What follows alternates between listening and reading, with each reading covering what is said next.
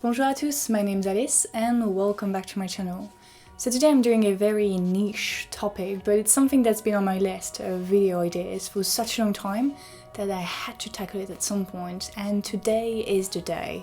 You must have noticed, but celebrities have been making so many babies lately. They post about it all the time and weirdly, we love it.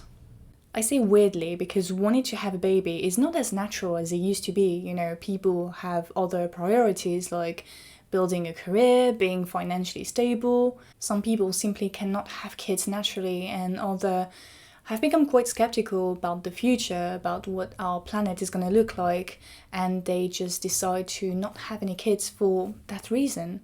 Yet we keep on throwing lights at those celebrities, so it means that one, becoming a mother is still perceived as a big life achievement in any woman's life.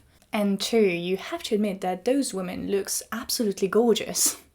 Today, every celebrity maternity portrait hits headlines and they get thousands, if not millions of likes on social media. And you'll notice that I said today because what we've been seeing lately completely goes against the way pregnancy was represented in art for the past centuries.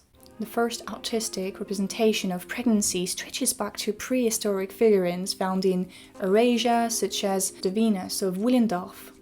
You can see that her hips, breast, abdomen and thighs are exaggerated and that symbolize fertility. As for the Enlightenment period, so 16th century, 17th century, most representations of pregnancy depicted the Virgin Mary. Yes, even though most women, whatever their social class actually, spend the early years of their married life pregnant, any suggestion of pregnancy was unwanted or concealed. There was a big taboo around pregnancy as it was one, an uncertain state that could eventually lead to the death of the mother, and second, a direct consequence of sexuality which was deemed shameful.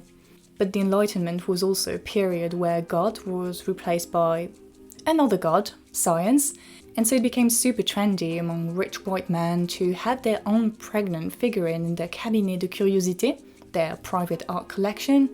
The thing is that only a few of those models existed and people could get really jealous if you ended up having one.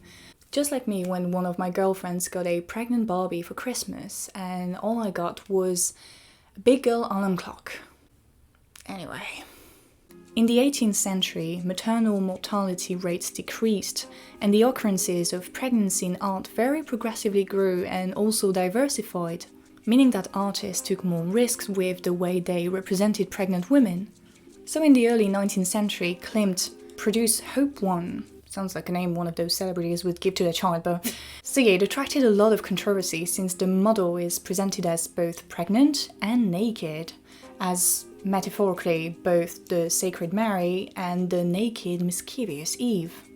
On top of that, the color of her hair, red, is reminiscent of hell, and even more controversial than that, she's staring at us. She's challenging the viewer's gaze, and in this case, the male gaze.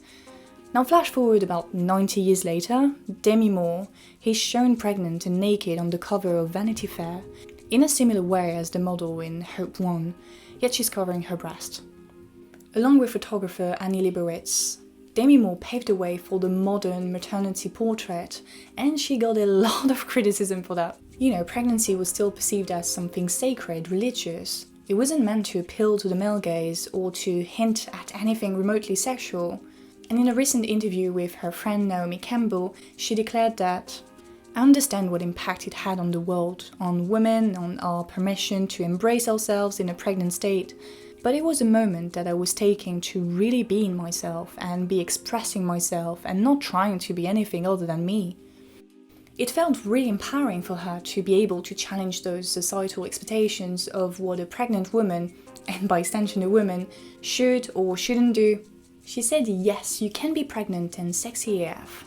And that individual empowerment inspired tons and tons of women till this very day to better embrace their bodies, whatever state in life they are in. Now that we're done with our little history lesson, let's go back to modern maternity portraits, and you'll soon realize that the evolution of pregnancy in art is no longer limited to how it is represented, but now it's more about the who is represented. On the 1st of February 2017, Beyoncé posted this picture that went absolutely viral, announcing that she was pregnant with twins. Attached to that post was a series of pictures creating a fusion of different visual traditions and different genres, from devotional to mythological and allegorical imagery that make the photographs especially striking.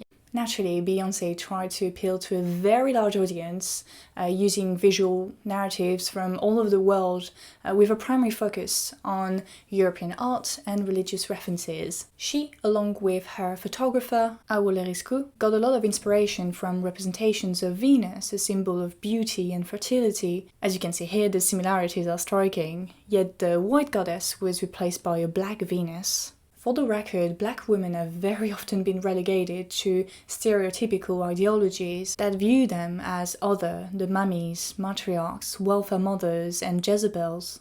Black womanhood has been repeatedly presented as opposed to white femininity in pretty much every forms of art. Therefore, the fact that Beyoncé posted her maternity portrait on the first day of the Black History Month in the US speaks volumes. She sought to challenge the representation of black women by using predominantly white historical references, and thus showing that black is just as beautiful. Enceinte had already subverted other white artworks in the past. I remember discussing the girl with a bamboo earring, inspired by Vermeer's Girl with a Pearl Earring, in an undergrad class. Enceinte described his work as not being part of black culture singularly. He said, if we label everything as black or white or yellow or whatever, then it becomes this thing of this belongs here, this belongs there.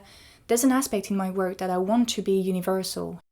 In fact, his collaboration with Beyoncé resonated with a lot of other ethnic minority women. A year after Beyoncé's Instagram post, Cardi B, who has both a African American but also a Latin American heritage, used the same imagery for her pregnancy photoshoot with Joara Francis. Since then, I've seen African American or Latinx celebrities post maternity portraits that continue to challenge Western beauty standards. So in 2017, Annie Leibovitz photographed Serena Williams during her pregnancy. The portrait echoed Leibovitz's photograph of Demi Moore 26 years beforehand and was certainly as controversial as the first one. Among the critics addressed to Serena, Robin Givhan from the Washington Post argued that celebrities have transformed pregnancy into another Instagrammable moment.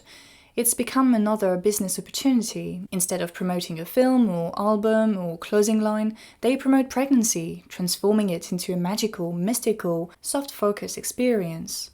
And it got me a bit confused because while I recognise that those maternity portraits have become a bit of a trend, well, history and art showed us that this trend is very, very new, and that for a very long time pregnancy was concealed and considered as disgraceful. So should we stop representing pregnant women in art all over again? Isn't it's just another way for celebrities to attract attention with pregnancy and nakedness a bit reductive and actually concerning? Controversies regarding maternity portraits today are the same as they were centuries ago, namely that women's sexuality and one of its outcomes, pregnancy, has to be regulated. In fact, women have a superpower: their bodies create life. They are essential for the survival of humanity and thus have to be controlled in one way or another. Actually, many feminist scholars have argued that the roots of male domination come from men's fear of that superpower only women have.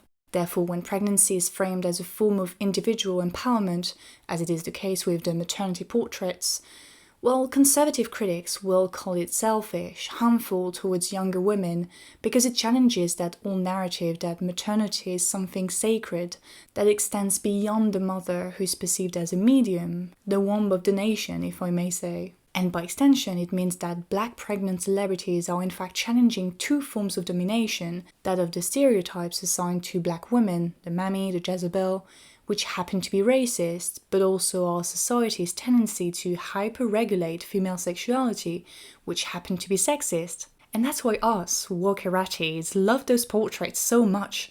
You know, they seem so empowering and bold. Wait, yes, I see you typing your comment telling me that there's no way those portraits are progressive, that they only serve to romanticize pregnancy and fertility, and yes, I see what you mean. Those portraits conform more than they challenge. The different images emphasize women's bond with nature, a supposedly innate connection that has for a very long time kept women away from politics and the creation of culture, art, science. The idea that women have a special connection to nature is constructed and reinforced by the fact that whatever the species, females create life, they create something within themselves. On the other hand, men cannot create life. Their creativity is directed outward. They socialize, they tame nature, and produce culture.